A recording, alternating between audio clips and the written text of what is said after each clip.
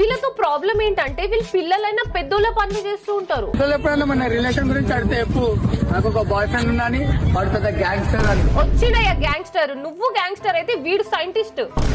అమ్మ బంగారు తల్లి.